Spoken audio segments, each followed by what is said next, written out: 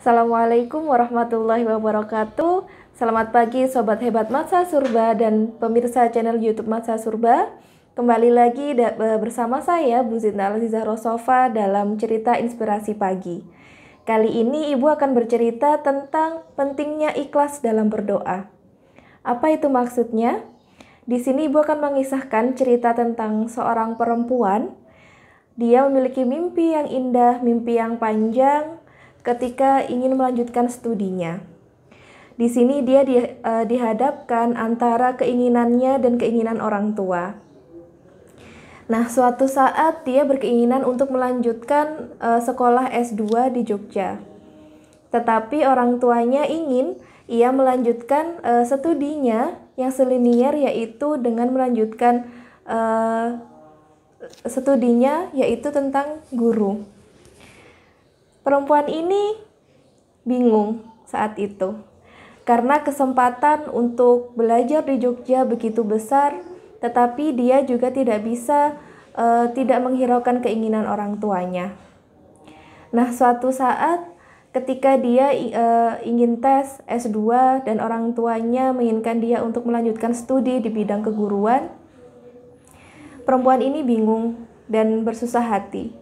Di satu sisi dia memiliki ego, memiliki keinginan yang begitu kuat untuk melanjutkan sekolah di Jogja. Dia berdoa setiap hari, "Ya Allah, bagaimana saya harus melanjutkan studi saya? Di saat ini saya bingung. Saya ingin melanjutkan studi atau melanjutkan apa yang diinginkan orang tua." Karena saat itu dia merasa bahwa keinginannya dia, apa yang dia inginkan ini bisa sejalan dan bisa menentukan masa depannya lebih cerah lagi. Tetapi dia tahu ketika dia akan memutuskan hal itu, maka dia akan menyakiti kedua orang tuanya.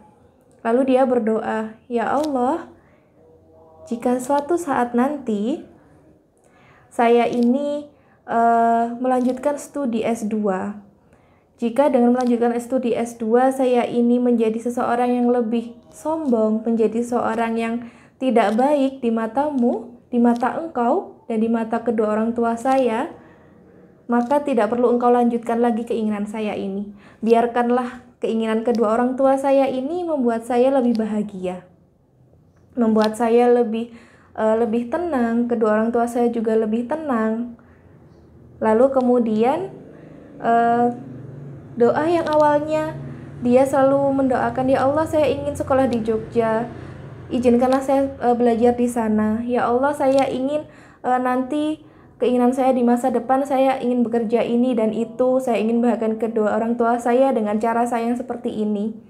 Tetapi ternyata jawaban itu tidak pernah diperoleh oleh perempuan ini. Selalu ketika tes S2 yang ada adalah gagal, tidak pernah lolos. Dia sedih saat itu. Akhirnya saat itu dia menurunkan ego. Dia berusaha, apa yang salah dari setiap usaha saya? Saya sudah belajar, saya sudah berikhtiar, saya juga sudah berdoa, tetapi lagi-lagi jawaban yang saya dapatkan adalah bukan sesuatu hal yang saya senangi, karena saya gagal berkali-kali dan berkali-kali.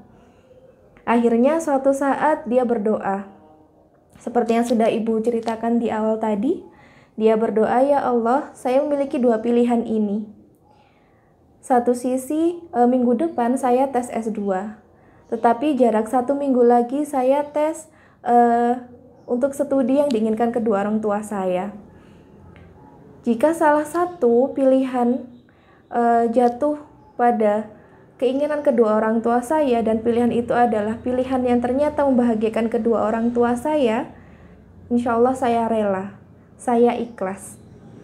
Karena saya tidak bisa berjalan tanpa ridho kedua orang tua saya.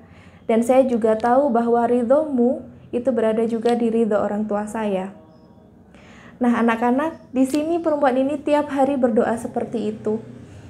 Dan qadarullah, Masya Allah sekali, karena dia berdoanya sudah merelakan semuanya, mengikhlaskan semuanya, ternyata pilihannya memang jatuh di pilihan kedua orang tuanya.